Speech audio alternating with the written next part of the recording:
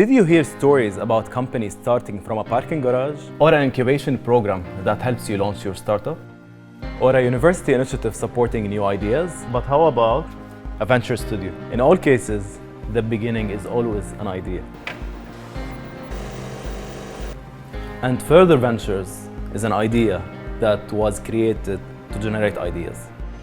An Abu Dhabi-based venture studio with a team of passionate builders who are working on ideating, designing, and launching pioneering products. And here is my guest, Mohammed Bashkil, partner at Further Ventures, who will tell us more. Hi, Mohammed. Hi, Carl. Nice to meet you. How are you? Pleasure. So, Mohammed, tell me more about a venture studio. What does it mean in simple words? Well, I'll start off with a caveat that no two venture studios operate in the same way. The way that we see a venture studio is that it's a platform that systematically and repeatedly builds ventures.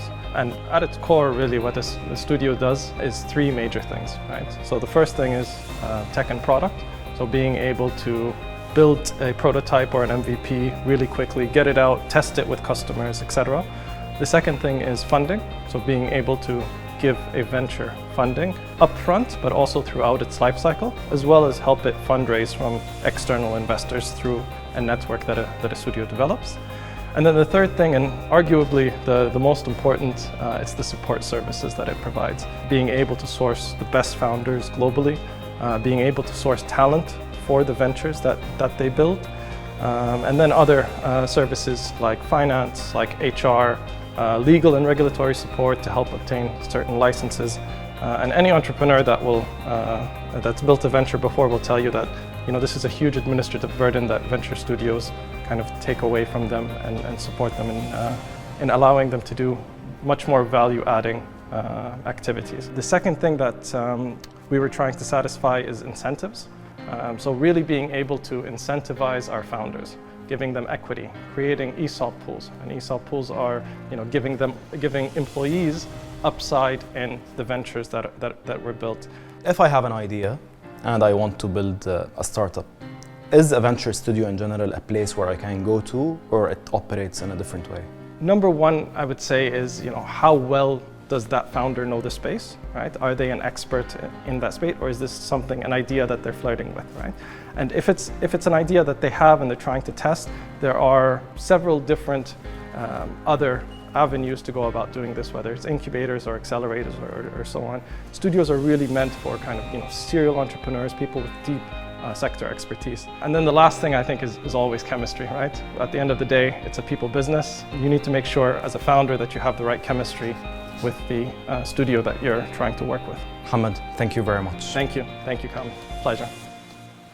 Let's see where the magic happens.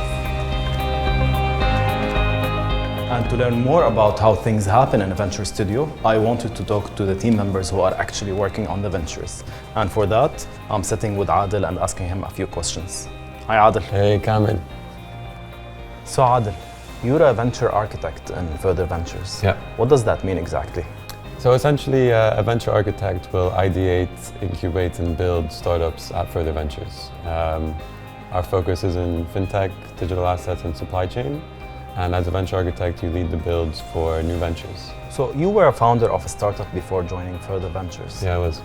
How does that compare to your previous experience, like working on multiple startups together versus like working on one previously? So it's important to know that at Further Ventures, we try and focus the venture architects on one venture at a time, or at least up to 80% of their time on one venture.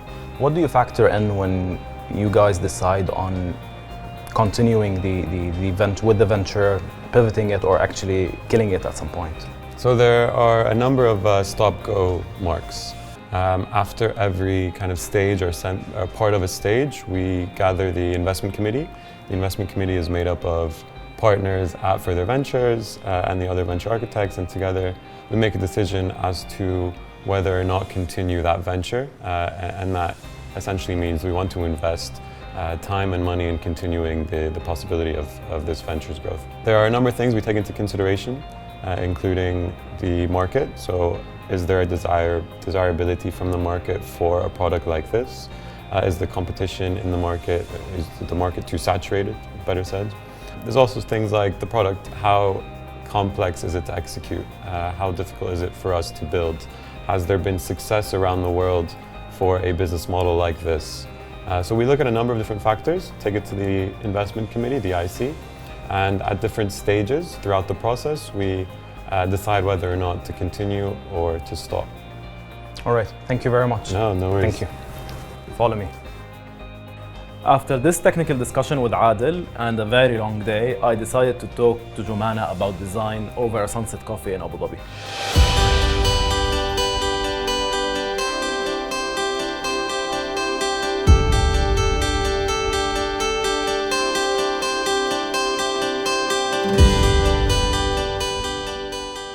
Hi, Jumana. Hi, How are you? pretty good. Jumana, you're working with Further Ventures. Can you tell us more about your role? Sure. I'm the studio design lead at Further Ventures. My role there is to oversee the research, especially from the customer side, and then oversee the design from beginning until execution. I also support ventures that require any type of help, and we're making sure that in Further Ventures we build those capabilities on a venture level so that every venture that carves out have all of the tools that they need to accelerate and progress. On that, if I want to ask you to explain more, how does it feel to actually be involved in multiple aspects of the business versus like doing one thing? Honestly, it's very exciting. Every day is a challenge, but it's a challenge you look forward to because everyone is very supportive and you know that you are building something that matters. So we learn a lot of things every day, and the fact that people come from different backgrounds, so you have to make sure that you understand where they're coming from. You need to become an expert in the industry, even though it is not your specific field. So as a designer, I need to make sure that I do understand the industry that I'm working for on a micro level, you can say, in order to produce the work that is needed. Thank you very much. Thank you.